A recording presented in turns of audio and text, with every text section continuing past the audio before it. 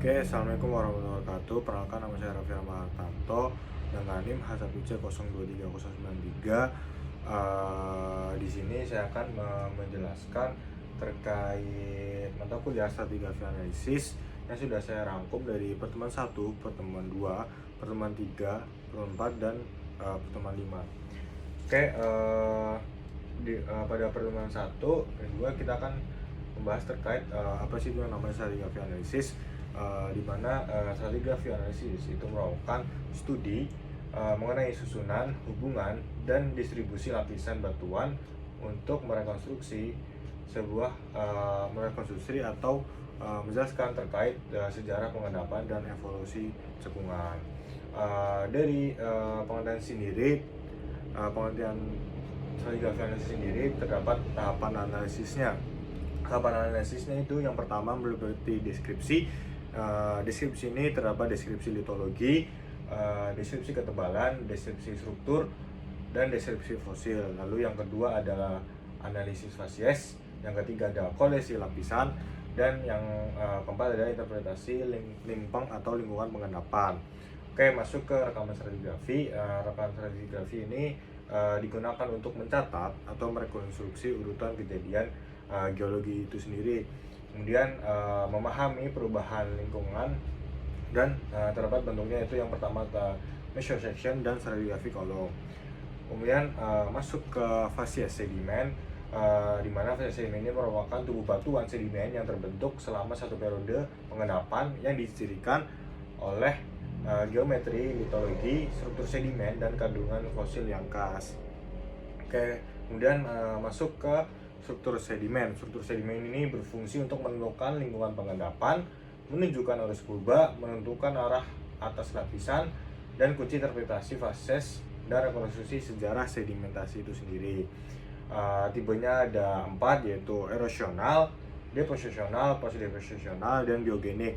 Pada erosional sendiri, contohnya ada fluid cast, curve cast, dan channel. Kemudian untuk deposisional, channel ada perlapisan, ripple. Kemudian ada post-deposisional, itu ada laminasi, convolute, dan yang terakhir adalah biogenik. Kemudian masuk ke kemostratigrafi. Kemostratigrafi ini merupakan penerapan ciri-ciri kimia yang terawetkan dalam sedimen untuk tujuan korelasi, penentuan umur atau dating, dan penaikan lingkungan atau penelitian dari lingkungan yang ada pada masa lalu. Kemudian ada prinsip dasar, yang dimana prinsip dasar ini meliputi komposisi kimia batuan itu mencerminkan kondisi saat pengendapan. Yang kedua ada perubahan kimia antar lapisan dapat digunakan sebagai penanda stratigrafi, dan data kimia bersifat lebih objektif dari observasi visual. Masuk ke fungsi dari kemostratigrafi ini sendiri, yaitu yang pertama adalah korelasi stratigrafi antar lokasi yang berbeda. Yang kedua ada penentuan umur relatif atau absolut. Yang ketiga rekonstruksi lingkungan pengendapan. Yang keempat adalah mengidentifikasi perubahan global.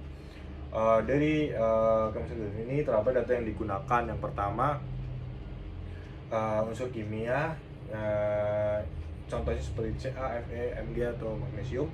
Kemudian isotop stabil seperti karbon, oksigen, dan rasio tertentu. Oke, itu untuk pertemuan 2. Lanjut ke pertemuan 3 mengenai sekuens stratigrafi. Nah, sekuens stratigrafi ini merupakan cabang ilmu geologi yang khusus membahas hubungan lateral dan vertikal pelapisan batuan dalam ruang dan waktu, juga berhubungan dengan kerangka waktu pengendapan yang berkaitan dengan siklus muka laut. Okay. Nah, ada pun juga prinsip dari lateral accretion, di mana prinsip lateral accretion itu merupakan batuan sedimen yang terbentuk pada lingkungan pengendapan dengan permukaan awal relatif condong ke arah cekungan.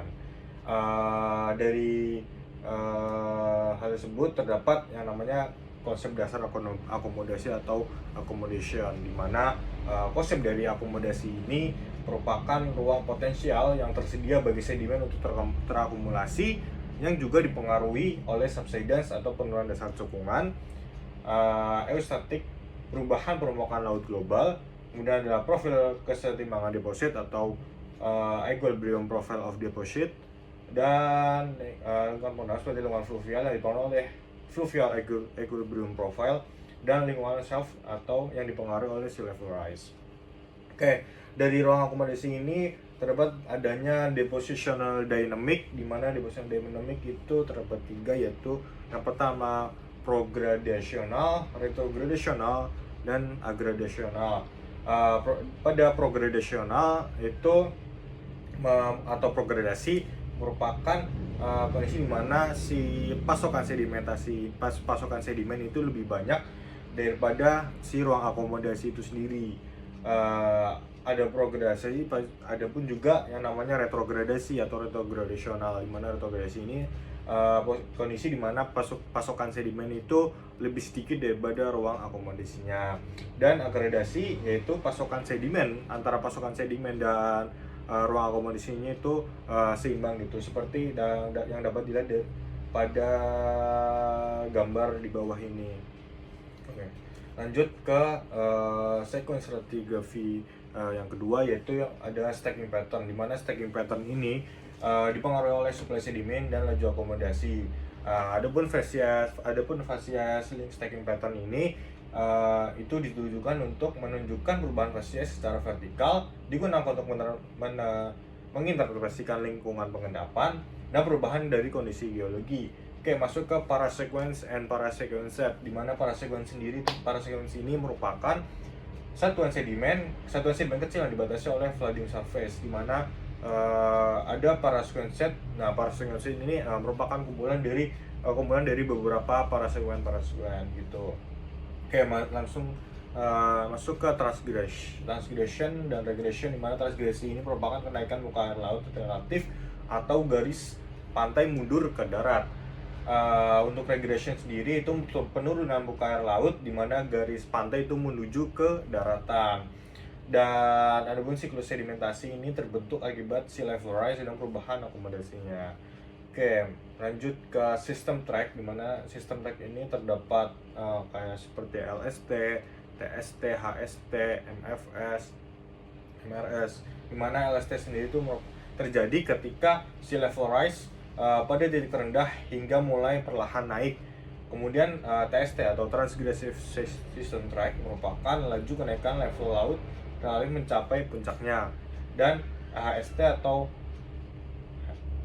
itu digunakan High System Track digunakan untuk laju kenaikan permukaan laut mulai melambat sebelum level laut itu turun kembali. Adapun juga seperti MFS atau Maximum Flooding Surface, second boundary dan lain-lainnya. Oke, mungkin itu untuk penjelasan dari mata kuliah stratigraphy analisis yang telah diberikan oleh dosen Pak Fatan. Mungkin sekian dari saya. Assalamualaikum warahmatullahi wabarakatuh.